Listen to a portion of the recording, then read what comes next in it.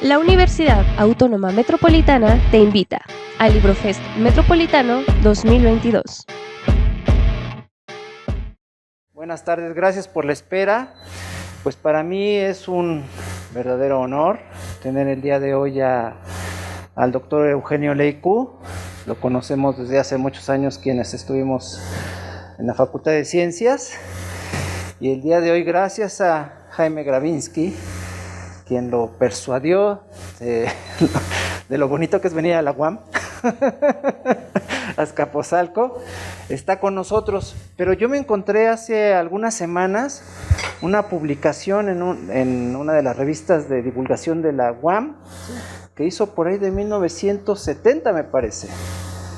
Yo creo que es más tarde, sí. Por ahí de los 90. Sí, entonces siempre ha sido alguien que ha estado interesado en la divulgación, lo cual se agradece mucho porque tenemos que decir qué es lo que hacemos en las universidades, es súper importante. Entonces, pues, le voy a pedir a Jaime que nos haga la presentación oficial de Eugenio Leicu y bienvenido de nuevo al LibroFest Metropolitano 2022. Tengo un micrófono inalámbrico también, Jaime.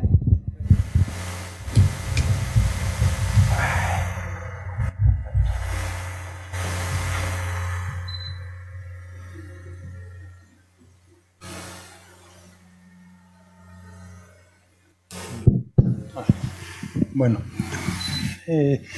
le solicité al doctor Leicu un currículum vitae y eso es lo que él me pidió que leyera.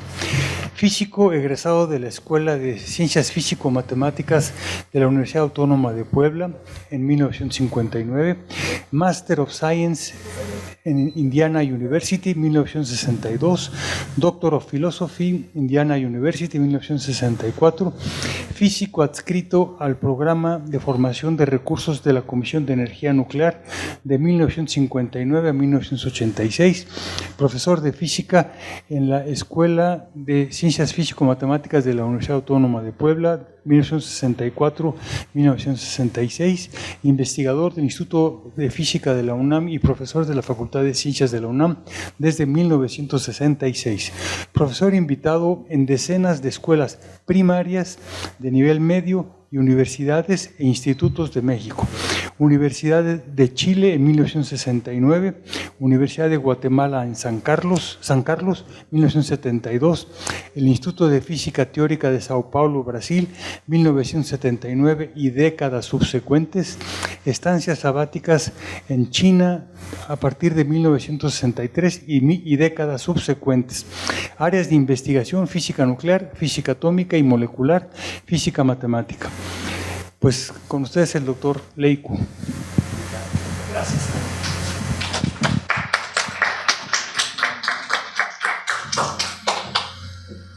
Primero quiero agradecer a los organizadores de este LibroFest Metropolitano 2022 por su amable invitación para venir a platicar con ustedes el día de hoy. Cuando me escribió el profesor Fidel, le propuse diferentes temas y él escogió este precisamente. Debo de mencionar que en la competencia,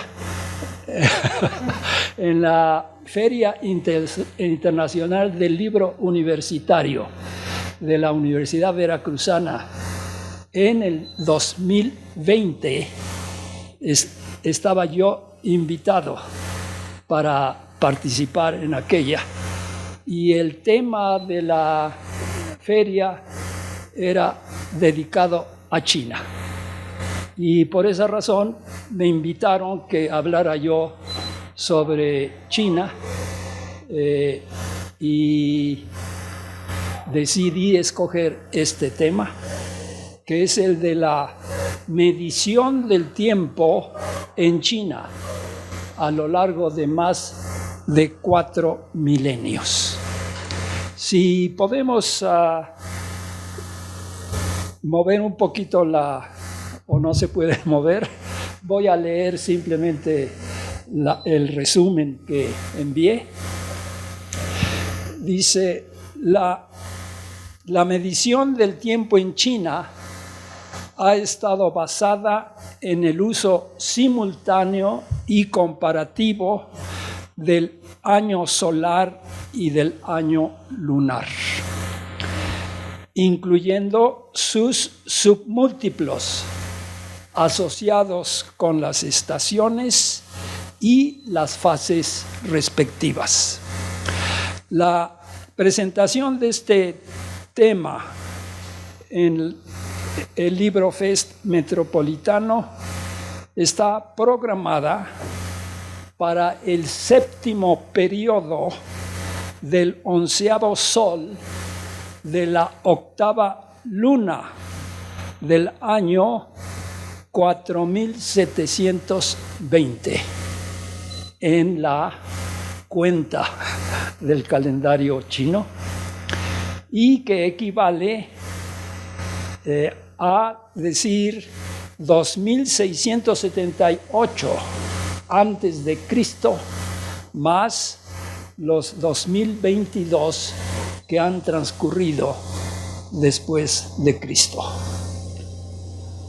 A las 13 horas del 6 de septiembre de 2022 en el calendario gregoriano. Entonces, ahí está el punto de comparación que coincide con el título que escogí. Se describen extensiones recientes de interés científico y tecnológico asociados al programa espacial y sus aplicaciones. Hacia el final, si tenemos tiempo, proyectará el maestro Fidel la ruta de la seda original, que fue el camino de comercio, pero sobre todo intercambios culturales entre China y el Medio Oriente y Europa.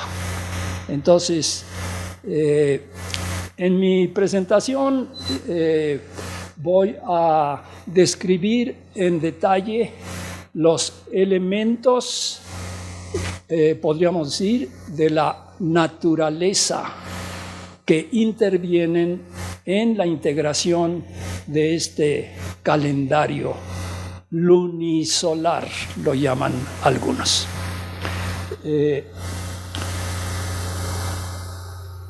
En cualquier diccionario chino vienen las dinastías que han gobernado en China, y es lo que toma como punto de partida los 2678 años de historia antes de Cristo, y después vienen los siguientes. Y en la tradición china se menciona el inicio de una dinastía. Los emperadores sucesivos hasta que ese emperador y su gobierno terminaron. Por otra parte,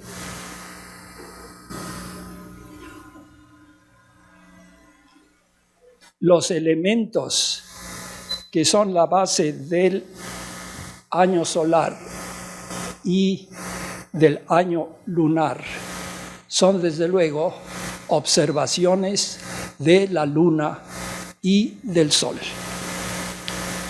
los cuales muestran una periodicidad que en el caso del sol vienen asociadas con las estaciones.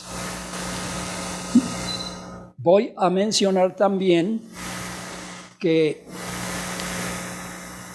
de los elementos que voy a describir, hay elementos, podríamos llamar, geográficos, de direcciones.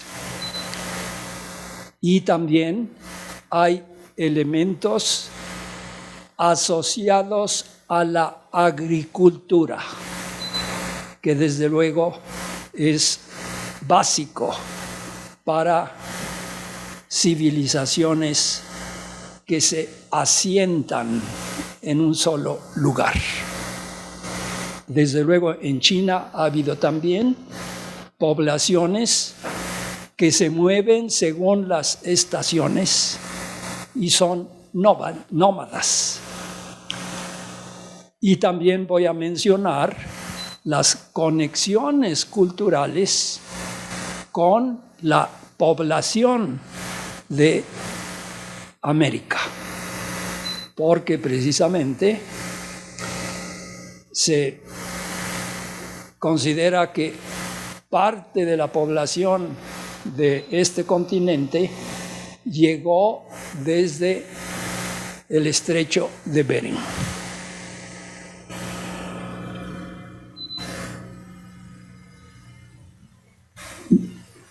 También puedo mencionar que poblaciones que existen en China existen también del otro lado de sus fronteras. Y en China son reconocidas como regiones autónomas. En particular, la región autónoma de Xinjiang es la zona que tiene frontera con Rusia hacia el norte. Xinjiang en chino significa nueva frontera. Pero esa nueva frontera tiene 1200 años. Cuando la dinastía de los mongoles reinó en China. Únicamente con 2 emperadores que también promovieron que sus tropas llegaran a Europa. Y algunas de las poblaciones que tienen idiomas raros en Finlandia, en Hungría, en España, están conectados con aquellos tipos de lenguajes. Pues bien, este contexto histórico lo quiero señalar porque el desarrollo mismo de la medición del tiempo tiene ese tipo de orígenes. Tiene una base de observaciones astronómicas. ¿Cuál es la ventaja de tener calendario lunar además de calendario solar? La luna tiene 4 fases y sus submúltiplos son como de 7 días y medio. Y eso es lo que ahora llamamos semana, settimana en italiano. ¿Ya? Pero si leemos la historia, inicialmente tenían división de cada luna en 3 periodos. El primer periodo, el segundo periodo y el tercer periodo. Como de 10 días aproximadamente cada uno. Pero eventualmente cambiaron a decir luna en cuarto creciente, luna llena, luna en cuarto menguante. Entonces los submúltiplos naturales de la parte lunar del calendario, es decir, es mejor dividirla en cuartos. Por otra parte, China se dice Zhongguo. Zhong es el centro y Guo es país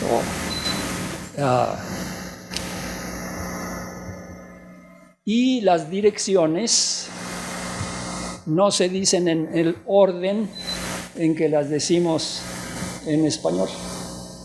Generalmente decimos oriente, poniente, norte y sur.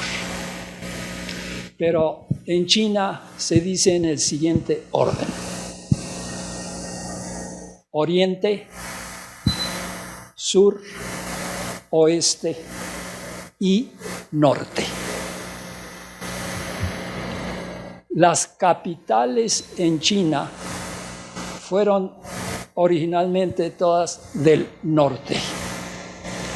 Y hay una razón práctica.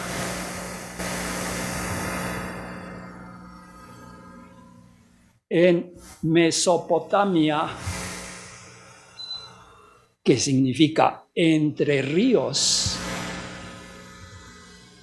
ahí se iniciaron las culturas más antiguas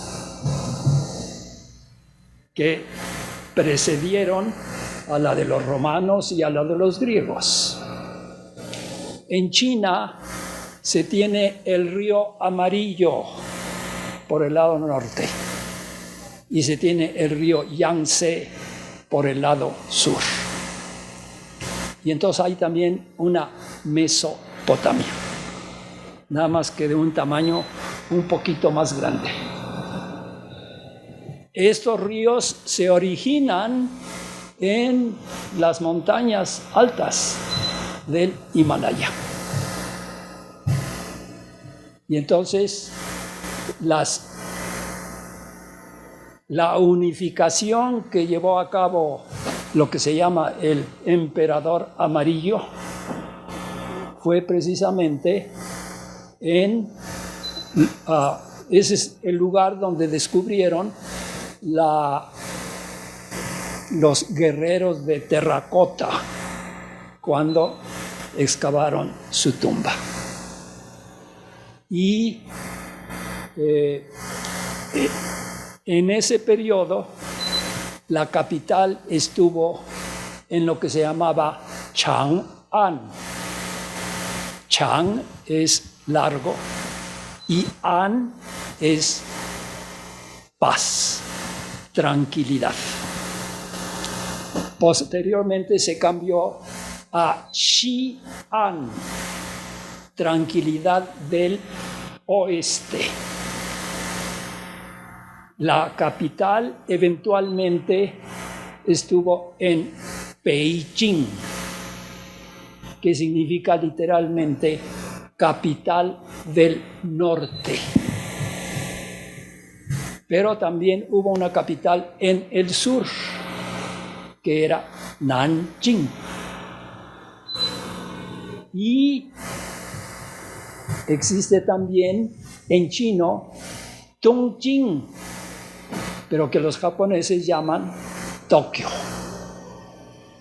Pero los caracteres chinos son utilizados también por los japoneses y también por los coreanos y otras poblaciones. En el sudeste de Asia existen población de Tailandia, pero hay poblaciones tailandesas del lado de China. Y ellos hablan tanto tailandés como el idioma oficial de China. Y lo mismo ocurre con Vietnam. Y todos ellos han utilizado tradicionalmente este calendario y lo siguen también celebrando. Entonces, hablando ya más en detalle, entonces generalmente se utilizan 5 elementos como puntos de referencia. Desde el punto de vista geográfico está el centro, está el este, está el sur, está el oeste y está el norte. La brújula en chino se llama aguja que apunta hacia el sur. Y las primeras brújulas chinas, que además era bueno si es que navegaban, era poner una taza con agua y un imán en forma de pescadito. Y entonces el que iba al timón tenía que mantener al pescadito que apuntara hacia el sur.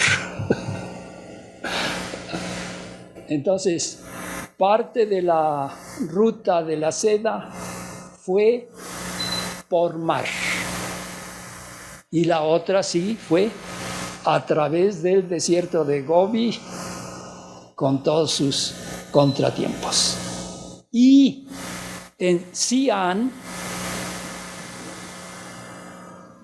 hay un museo de los intercambios con el Imperio Romano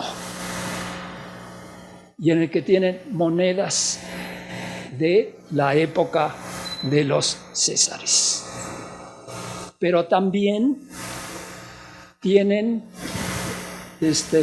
estatuas o representaciones en barro o en porcelana de los que llevaban a los camellos, los que conducían a los camellos en estas travesías. Marco Polo, ya si lo ponemos en este contexto histórico, llegó muy tarde, ¿verdad? Es en los 1200 precisamente. Y él no estuvo en Pekín, sino que en aquella época el emperador estaba en Hangzhou. Y también los chinos eran navegantes. Hay un libro que se llama 1421, año en que China descubrió el mundo. La historia es que el Palacio Imperial en Beijing se inauguró en 1421 y China envió barcos a recoger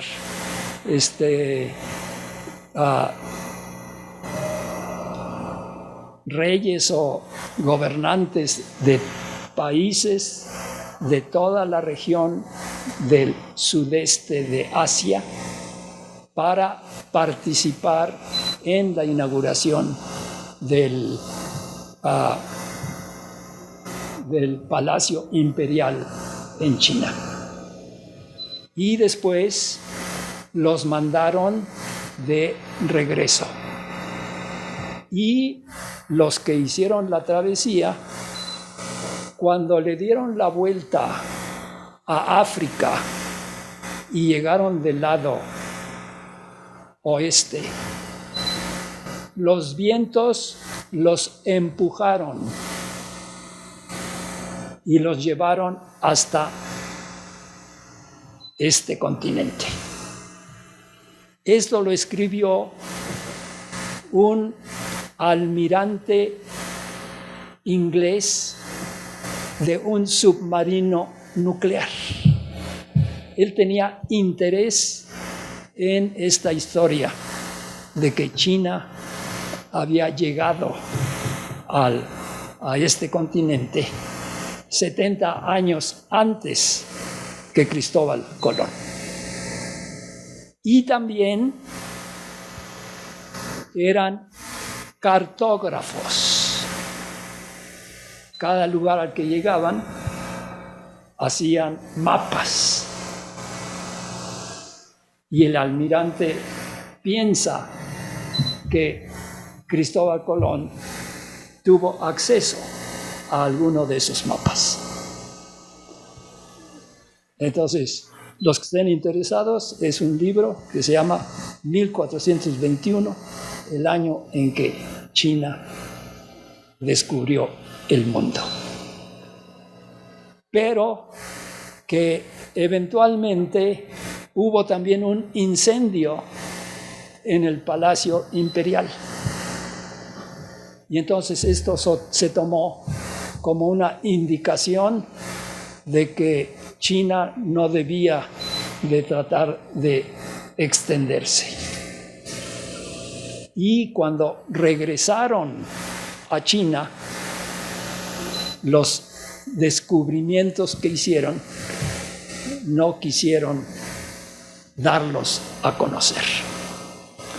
Entonces, esta parte de la medición del tiempo la estoy complementando con hechos que están documentados. Ahora bien,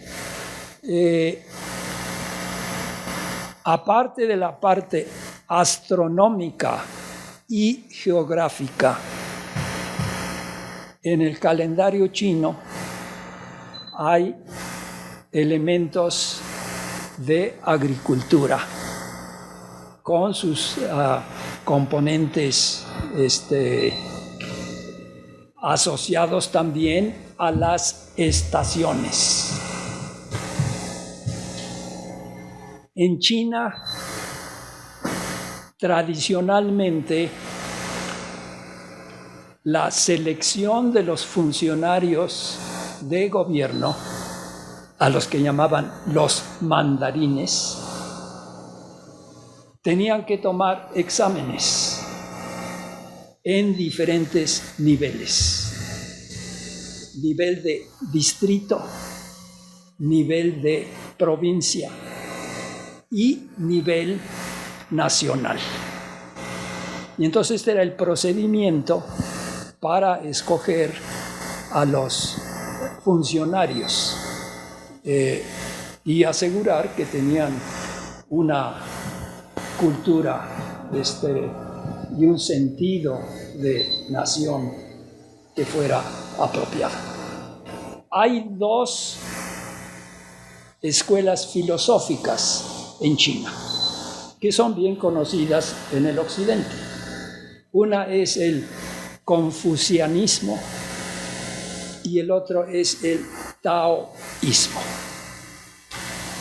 Desde luego, a China también llegó el budismo y como religión fue adoptada no solamente en China, sino en Japón y todo el sudeste de Asia. Pero tanto la doctrina de Confucio es cómo deben de gobernar desde el emperador y todos los funcionarios. Y es una cosa completamente piramidal. Los funcionarios están ahí para lo que diga el emperador. Ahora, por otra parte, el taoísmo es una escuela, podríamos decir, que toma la naturaleza como lo que debemos de seguir. Entonces, entre las enseñanzas del taoísmo, dice, Tao significa el camino. Entonces, como persona, tú sigues el camino. Y el camino puede tener muchas vueltas, puede tener subidas, puede tener bajadas. Entonces, tú sigue el camino según sea. Y si sigues eso, está bien. Puede que haya dificultades, pero si las olas suben, sube con ellas. Y si las olas bajan, baja con ellas. Entonces son dos puntos de vista diferentes. El de Confucio es más con la componente de decir, este es el imperio. Y entonces tenemos que poner una jerarquía y todo el mundo tiene que seguir. Desde luego, eso, con todas las revoluciones que ha habido, en Europa todavía tienen imperios, ¿no? Pero como se han estado comportando algunos de los reinantes, son más señales de decadencia que de personas escogidas. Entonces, en el calendario participa más la parte de la naturaleza. Desde luego, la luna también es reconocida por todas las otras culturas. Y en China, precisamente, luna o month o Mand en alemán es para referirse a cada mes. Y también se tienen elementos de 5, como lo mencioné con respecto a posiciones geográficas. Pero también se tienen con respecto a los astros. Y entonces los días de la semana, tanto en Europa como en China, tienen que ver con Mercurio, Venus, Tierra, Marte, Júpiter y Saturno, más la Luna y el Sol. Entonces, esos son elementos comunes porque es la presencia de los astros donde se ha dado esta regularidad y periodicidad a través de los años. Pero se tienen también componentes, como dije, conectados con la agricultura, pero también con el hombre mismo, con su funcionamiento como ser viviente y como persona. Entonces se dan elementos, por ejemplo, a cada mes se le asocian calificativos, podríamos decir, que pueden ser flores o pueden ser frutas. Y entonces tiene el mes del chabacano y el mes del durazno y el mes de la canela y el mes del loto, tanto para las frutas, pero también para las flores.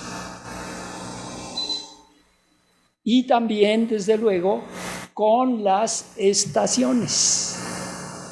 Una cosa muy importante es que en el oeste se habla de la primavera para el equinoccio de la primavera, es cuando empieza. Pero en China ese viene como el punto culminante de la primavera. En China se celebra el Año Nuevo como el inicio de la primavera. Y son como 7 semanas y media. Marzo 21 es el día del equinoccio. Y entonces el calendario chino viene a fines de enero o principios de febrero. En el calendario judío también es en base a la luna. Entonces, es común a más de una de las culturas más antiguas. Y por otra parte, también se consideran los colores. Y entonces para los colores se puede decir, está el azul, está el rojo, está el amarillo. El amarillo se pone especial porque el amarillo era el color del emperador.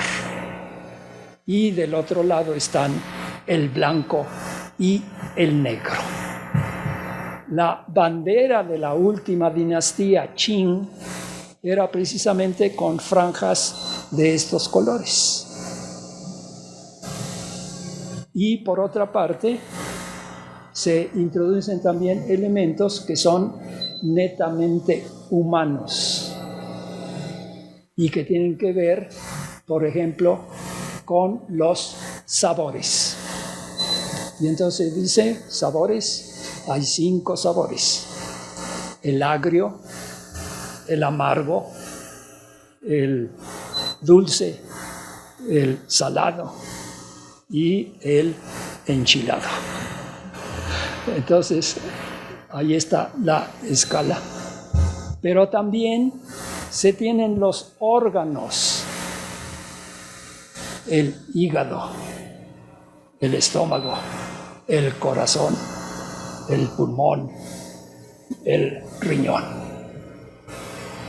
Y entonces la medicina china está asociada precisamente a el funcionamiento de manera armoniosa de todos los órganos.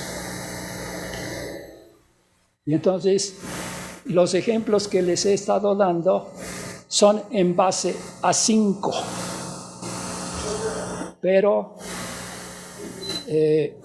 también elementos que vienen de a 6 o de a 12 o de a 24 y que son los que están detrás de lo que se llama el ciclo de 60 años. Esos 4.720 años han venido en periodos de 60, 60, 60, 60. Y por esa razón se tienen los 12 animales, que en China son animales caseros. Está el perro, está el gato, está el tigre, y está el puerco, etcétera. Y luego están en paralelo los 5 elementos, que son tierra, agua, fuego, madera y metal. Y entonces se forman combinaciones de lo que se llaman los 10 tallos celestiales y las 12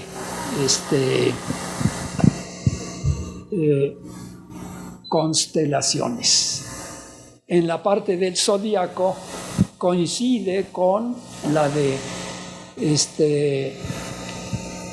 lo que se tiene conocido en el oeste, pero con otros nombres. Cada quien los ve de diferente manera. ¿Qué horas son? Las 2:05 de la tarde. ¿Perdón? 2:05 de la tarde. Ok. ¿Y cuánto tiempo nos queda? Otros 10 minutos, 15 minutos. 15 minutos. Ok. Entonces, voy a dejar los 15 minutos para preguntas y si da, voy a también a combinar con alguna de las cosas que dije al final. Entonces, si paso micrófono o pasan aquel. Y tomamos este de acá.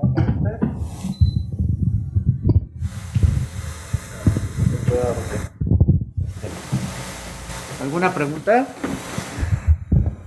Allí, allá. ¿Dónde estás? ¿Quieres toma ese micrófono? Toma este, ¿te lo cambio? Te lo cambias para que haya...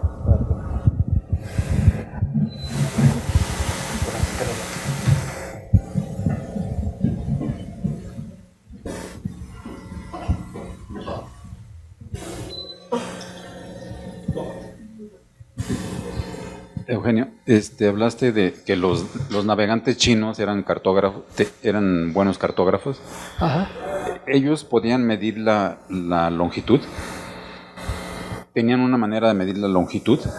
Además, bueno, la latitud se puede medir fácilmente para un navegante, ¿no? Pero ellos podían medir la longitud. ¿Tenían algún método? Cuando llegaron al lado de África y un poquito para arriba, fueron los vientos los que se los llevaron. Pero no creo que... supongo por observaciones de los astros, sí tenían idea de la longitud.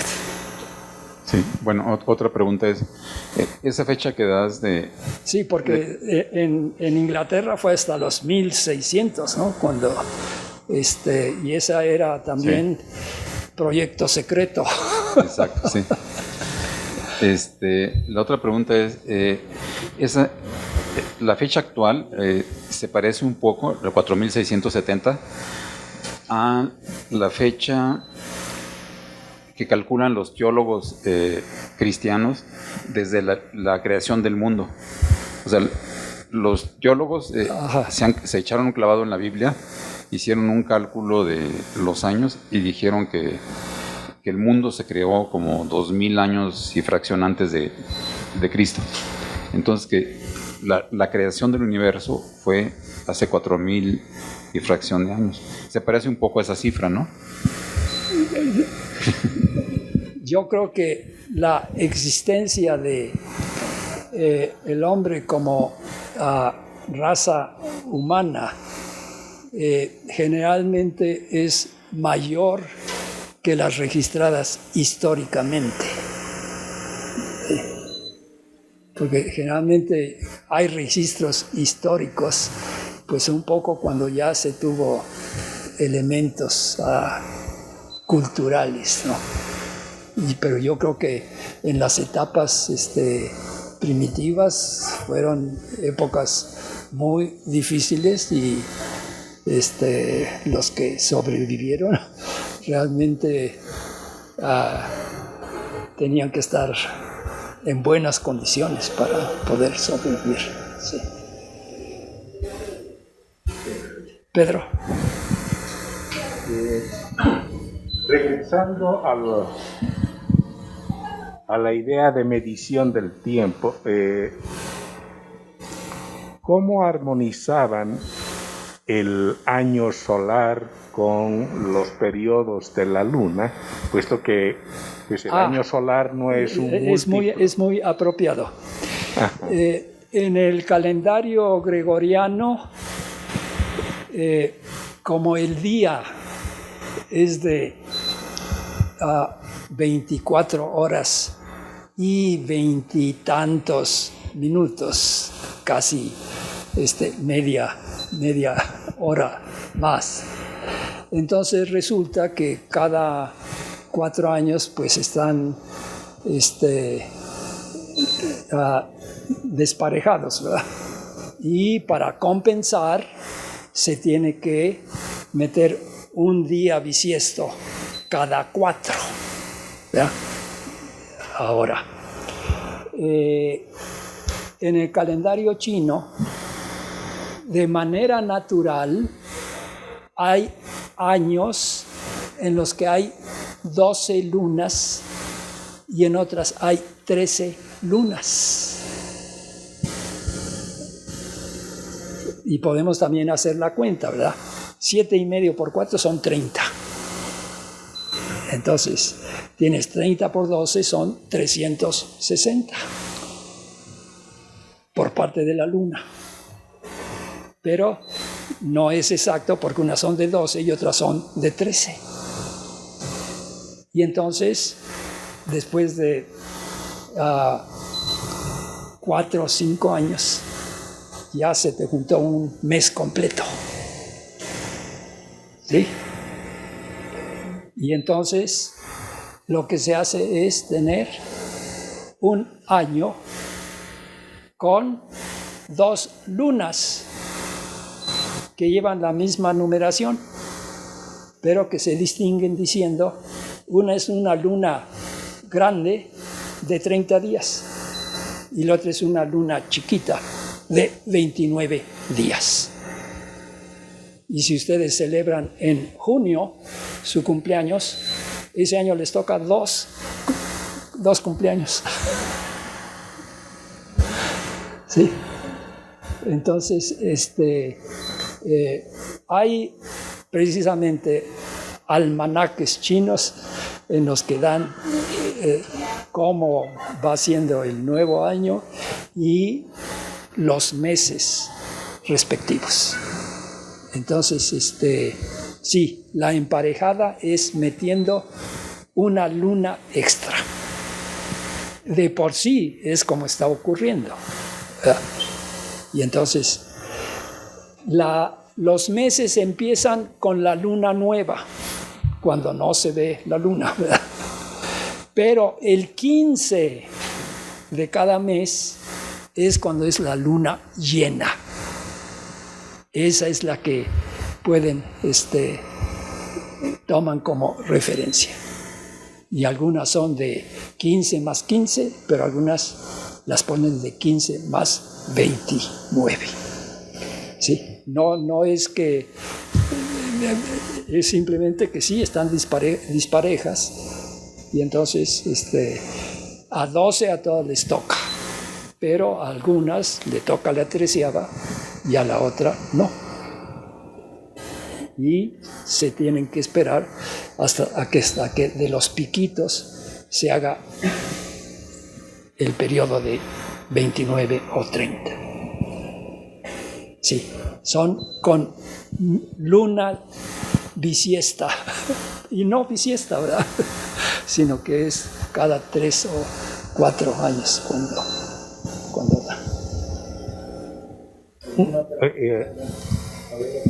Una última pregunta. Aún en 4 años el ajuste no es tan preciso. ¿Es esa la razón de los 60 años tal vez? Cuando han transcurrido precisamente los 60 años, ya se emparejaron. Y entonces se repite el ciclo. Sí.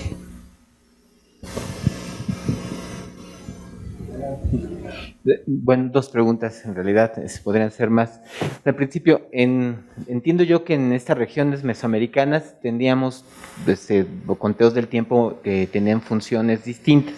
Una era una ritual, ¿no? Y que tiene que ver con la cosmología del mundo.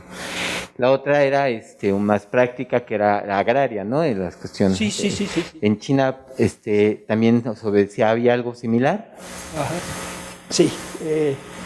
Si me permiten, hay una cosa que se llaman los 24 términos del año. Entonces, cada 15 días, y esto es con el calendario solar, se identifican ciertos eventos que son particularmente significativos. Y voy a leer algunos de ellos. Y vienen hacia entre los 5 y 7 u 8 días del inicio del mes gregoriano y otros hacia 20 y tantos. Entonces,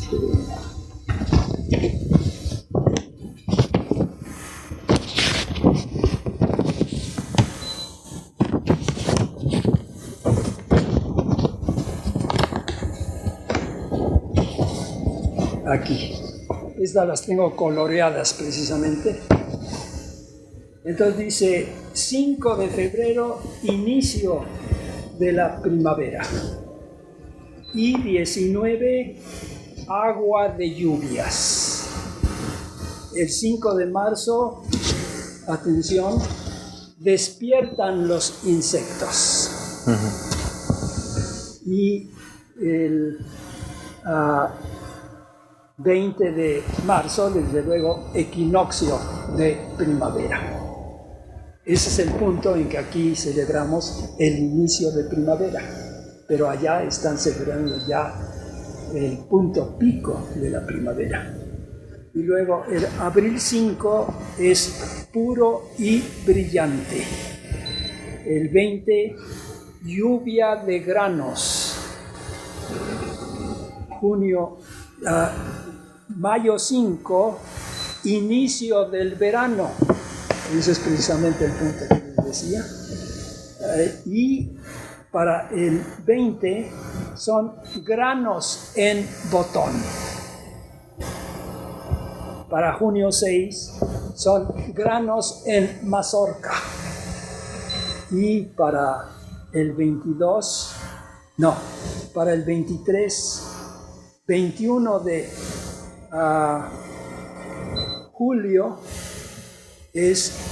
junio es solsticio de verano. Y julio 7 es calor ligero. Y para el 23 es calor intenso. Para agosto 7, inicio del otoño. Y para el 23, final del calor. Septiembre 8, eso es pasado mañana, rocío blanco. Para el 23, equinoccio de otoño. Y para octubre 8 es rocío frío. Y para el 23 es caída de la primera helada. Y el 7 de noviembre es inicio de invierno. Y el 22 es nevada ligera. Y para diciembre 7 es gran nevada. Y para el 21 de diciembre es solsticio de invierno. Y para enero es frío ligero. Y el 21 es frío intenso. Y cuando llega febrero, se repite. Entonces, la periodicidad en la parte de agricultura y también de la naturaleza por el clima y el periodo de invernación de los animales. Entonces, definitivamente tienen una componente de las estaciones y las actividades agrícolas asociadas a ellas. No sé si eso...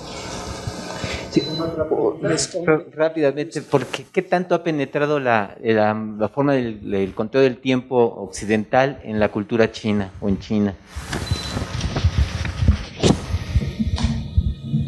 Si se fijan ustedes en el calendario gregoriano, hubo cambios. Cuando ustedes dicen septiembre, octubre, noviembre y diciembre, están precisamente el octavo, el noveno y el décimo. Pero diciembre es el 12º. Yo creo, antes de la reforma, estaban un poco más parejos. El calendario que se tenía y el de China. No sé si se aprecia o no. Ok. Si me permiten, sí voy. Desde luego. Y en términos de, bueno, aquí en el resumen, dice que cómo se aplica esto en las aplicaciones tecnológicas científicas y en el desarrollo espacial, o sea, ¿por qué esta mención del tiempo es importante hoy en día? Ok. Sí me gustaría decir unas poquitas palabras con respecto al último renglón. Cuando fue la invitación para la FILU, eso era para el 2020, pero desde luego iba a ser presencial, pero se tuvo que suspender por la pandemia. Y después nos dijeron que se iba a hacer en el 2021, pero en línea. Y entonces ya también lo hicimos en línea. En la invitación original le habían puesto un título que era el siguiente. Eran saberes ancestrales y tecnología. Entonces, había saberes ancestrales de China en diferentes áreas e invitaron a colegas de diferentes especialidades. Y a nosotros nos dijeron que querían algo en que se mostrara la tecnología de China en aquel entonces. Y yo consideré que sería bueno también decir, ¿y ahora qué? Y entonces por eso dije que si había tiempo iba yo a hablar sobre eso. En la que tuvimos en línea participaron otros colegas. Uno de ellos es experto en arqueoastronomía de Mesoamérica. Y otro colega que trabaja en el INAOE conoce de las observaciones que se habían hecho en Samarcanda por los árabes. Y entonces ellos no hablaron sobre la parte china, pero sí sobre culturas antiguas y sus contribuciones. Al final de cuentas, en aquella ocasión ya no tuvimos tiempo para que yo abordara esa última parte, que si ustedes tienen unos minutos, sí me gustaría abordar. Porque desde luego China ha estado en la parte del programa espacial desde una época temprana. Estados Unidos y Rusia fueron los pioneros en la medida de que el Año Internacional de la Geofísica fue en 1958, pero los geofísicos se aprovechan y dicen, y para que yo pueda hacer todo, me voy a tomar 1 año y medio. Y desde luego una de las sorpresas de los rusos fue haber puesto Sputnik en órbita. Sputnik es luna, pero era la primera luna artificial. China, de hecho, China y los rusos se pelearon a fines de los 50, porque precisamente Rusia no quería compartir parte de sus conocimientos. Y entonces China decidió, bueno, pues si no quieres que hagamos las cosas juntos, nosotros las vamos a hacer por nuestra cuenta.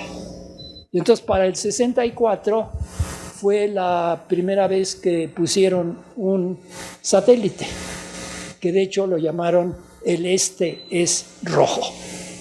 Y me acuerdo bien porque yo acababa de regresar de obtener mi doctorado en el 64 y fui invitado a dar clase y hacer investigación en Puebla. Y entonces, por primera ocasión, la Universidad de Puebla participó en el Congreso Nacional de Física, que fue, de hecho, una reunión conjunta entre la Sociedad Mexicana de Física y la Sociedad Matemática Mexicana. Y fue en Monterrey. Y entonces, para ir a Monterrey, nos fuimos en el tren, en el Regiomontano. Y me acuerdo que, bueno, fuimos a Buenavista, nos subimos y creo que cenamos allí en el tren. Y entonces de repente empezaron a dar las noticias y estaban transmitiendo esta pieza de música que llamaban El Este es Rojo. Y esa nos tocó escucharla en el tren yendo a Monterrey. Yo he seguido estas noticias en Wikipedia, pero en Wikipedia no dan esta noticia que se dio a conocer en 64. Entonces, y China ha estado desarrollando ese programa espacial con sus propios medios y su propio programa. En los últimos tiempos han estado colocando satélites geoestacionarios y tienen ya su sistema GPS propio que se llama Peito.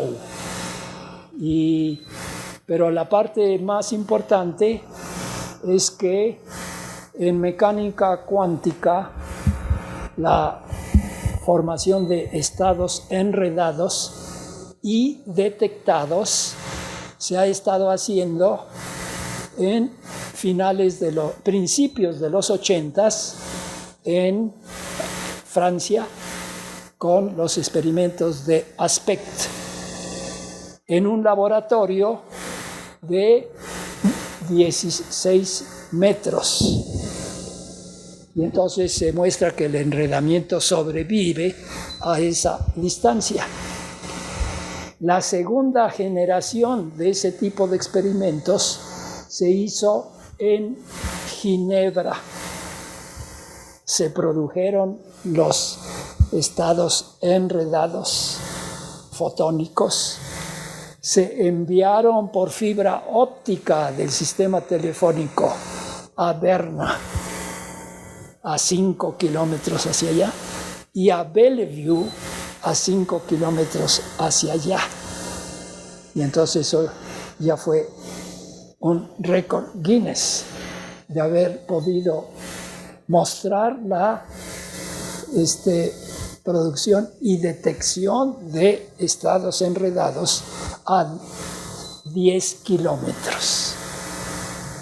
Pero hace 4 años, o ya van a ser 5, se tuvieron los primeros resultados de un experimento que iniciaron los chinos 2 años antes. Y en el 17 ya habían acumulado suficiente estadística para reportar los resultados.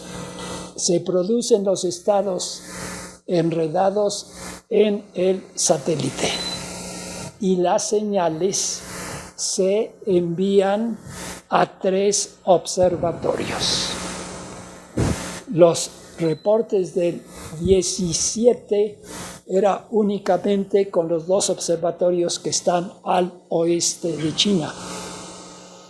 El otro está más al oriente. Y entonces ahí se dijo demostración de enredamiento con una separación de 1.280 kilómetros. Entonces, ese es el resultado reciente que quería yo reportar. Y desde luego, eso tiene también lo de GPS, es medidas de tiempo a la precisión que se requiere ahora. Entonces, y bueno, eso es lo que ya lo mencioné y era algo que sí estoy diciendo aquí, pero que no tuve oportunidad de decirlo el año pasado. Pues agradezco su atención y si no hay más preguntas, creo que... aquí está la ruta de la seda, que se originaba precisamente en Xi'an. Aquí está Mongolia, que le queda al oriente. Xi'an quiere decir precisamente la capital del occidente. Y Tokio es... ¿Perdón? Y si está Samarcanda por aquí. A ver, déjame ver. O en la otra. Tayikistán, Afganistán. No, en una de ellas sí está. Vamos a poner primero la vieja y luego ya ponemos la... Ah, no, esta es la vieja. Esta es la buena.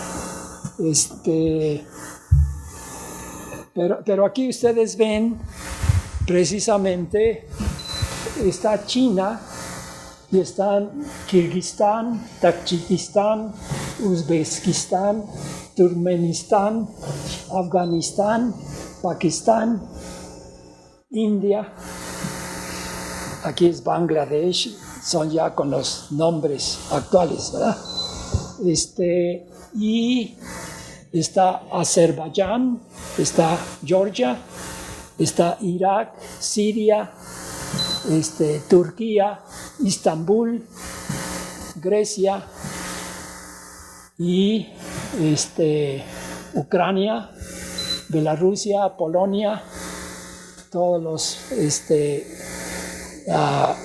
Grecia y los países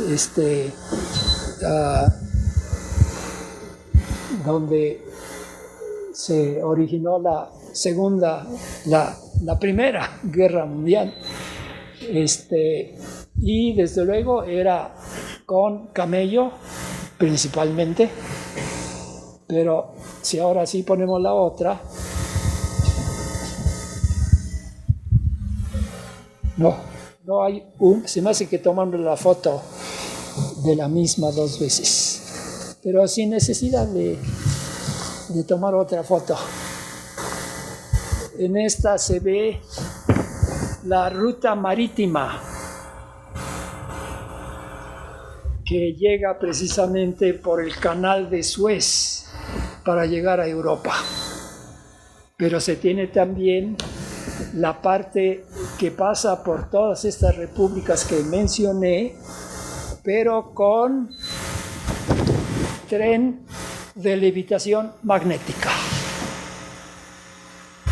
Entonces, China, ya está, ok, entonces aquí sí está, Samarcanda, sí, porque ese lugar ha sido importante históricamente, sí. Y entonces hay precisamente, esta es la ruta.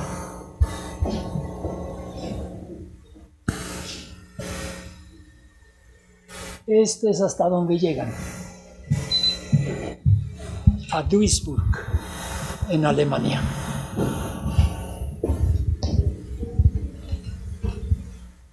y por el otro lado hasta Venecia, en la que del lado europeo fue cuando Marco Polo fue para allá. Pero esta de aquí abajo es la parte marítima.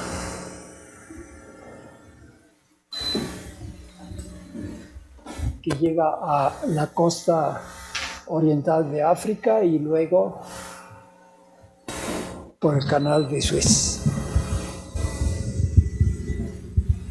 hasta Atenas, Venecia, y luego ya conecta con el tren también hasta Alemania y Rotterdam, sí. Entonces eso ha estado ya acordado. Y pueden ver los detalles también metiéndose a la red. Bueno, pues muchas gracias. Gracias.